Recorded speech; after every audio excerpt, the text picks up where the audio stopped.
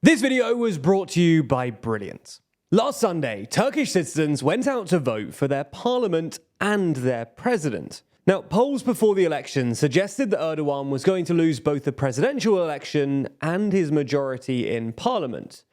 But while his AKP party did indeed suffer their worst result in recent history, they are still the largest party. And Erdogan himself came out on top in the presidential election, winning 49.5% of the total vote. However, as no candidate won an outright majority in the presidential election, Erdogan and the main opposition candidate, Kemal Kilicdarolgu, who won 44.9% of the vote, will go to a runoff election on Sunday the 28th of May.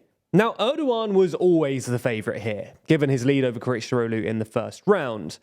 But over the past week, there have been a few things, including Erdogan's endorsement by Sinan Ogan, a Turkish ultranationalist who won 5% of the first round vote, that mean that Erdogan is now almost guaranteed to win on Sunday. So in this video, we're going to take a look at how the race has panned out so far, whether there's any way for Kilicdarolgu to win, and what another 5 years of Erdogan would mean for Turkey and the world more generally.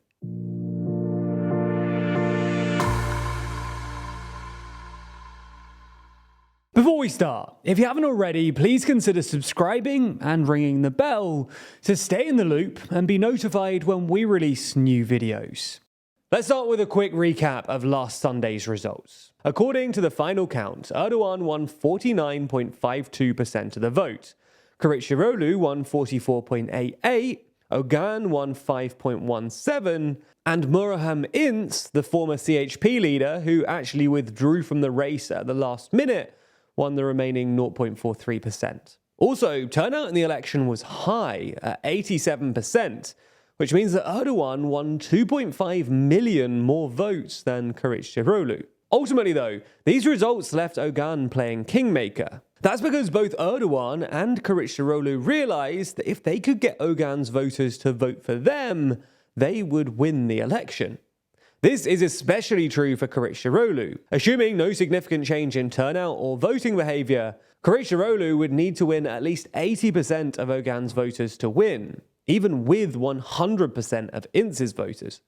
Now, this was always a long shot, given that Ogan's politics are closer to Erdogan's than Kilicdarolgu.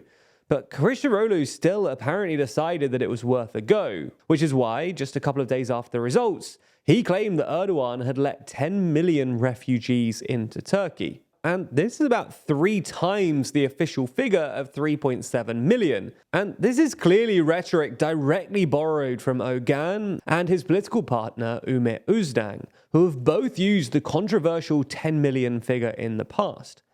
In the exact same speech, Kilicdarolgu even warned that Erdogan would let in another 10 million refugees if he was given a second term, going on to claim that these refugees would become routine criminals and threaten Turkey's women, and that, if he was elected, he would send back all 10 million refugees to their country of origin. Now, while this rhetoric is in a sense understandable given the electoral arithmetic, and Kilicdarolgu has said similar things in the past, his comments didn't go down well with many of his ordinary voters, who had hoped that his election would bring an end to this reactive nationalist politics that has developed under Erdogan in recent years. In reaction, Erdogan said that he plans to return roughly 1 million migrants, which has allowed him to present himself as a sensible moderate, while still appeasing the anti-immigrant nationalist vote.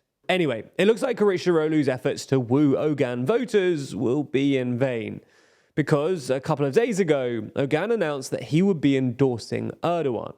In his announcement, Ogan said that he wanted to support stability, citing the fact that the AKP and their allies have a majority in parliament, and urged the government to address the number of refugees and its interest rate policy. Interestingly, Ogan didn't say that he'd received any concrete assurances on either issue, so it seems that Erdogan was able to secure his support without promising him anything, even though Kilicdarolgu was talking about getting rid of 10 million migrants. In a sense, this is unsurprising though. Like we said, Ogan's politics are closer aligned to Erdogan's, and Kilicdarolgu's efforts to appeal to Ogan's voters always just looked a bit shallow. Because while Erdogan's Turkey has accepted a frankly enormous number of refugees, he has floated the idea of sending them back to Syria in the past. Erdogan and Ogan are also both passionate Turkish nationalists, and they both take very hawkish stances on what's known in Turkey as the Kurdish question,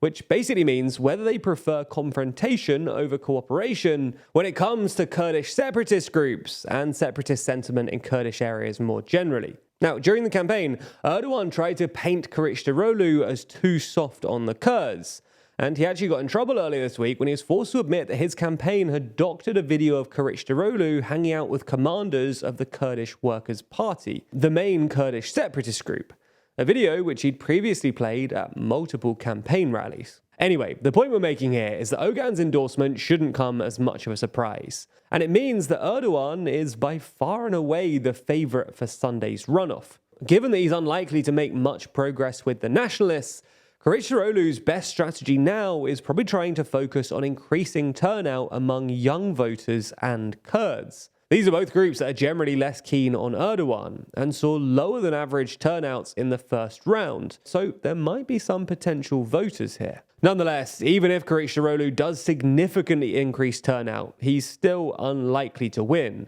and Turkey looks set for another 5 years of Erdogan.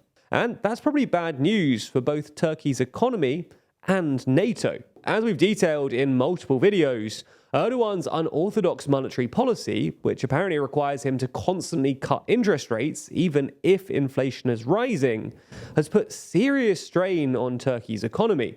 In fact, the lira is at an all-time low of nearly 20 lira to the dollar, with Turkey's central bank resorting to increasingly desperate measures to keep the show on the road. And this seems to have worked so far, but the lira came under even more pressure after last Sunday's result, as markets got ready for another 5 years of Erdogan, who has already pledged to continue cutting interest rates, and Turkey is already fast running out of foreign currency reserves. When it comes to NATO, there was some hope in the West that Erdogan's obstructionist stance on Sweden's accession into the organisation was just pre-election posturing.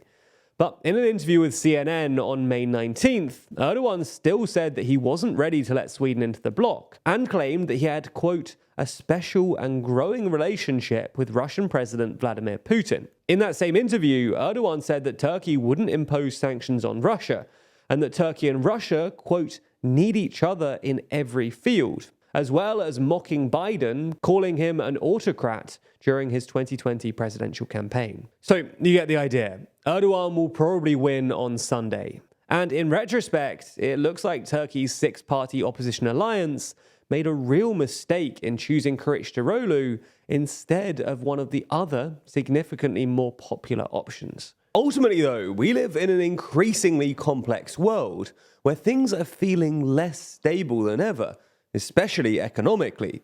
So it would be great if politicians were better at, well, maths and decision making. Fortunately, they could do that easily if they signed up to Brilliant, the STEM learning platform where you can learn everything from quantum computing or algebra to logical decision making, a skill severely lacking at the moment. It doesn't take long to learn either. These complex topics are broken down into accessible chunks, designed around your busy schedule. That means that by spending just a few minutes each and every day, you can accumulate new knowledge over time in an actually fun way. And as time goes on, you'll get used to that empowering feeling of learning. Because this isn't just about memorization and lectures. Brilliant teaches you by doing, using active learning techniques to teach you the principles behind otherwise complex subjects, and ensuring that you actually understand what's going on.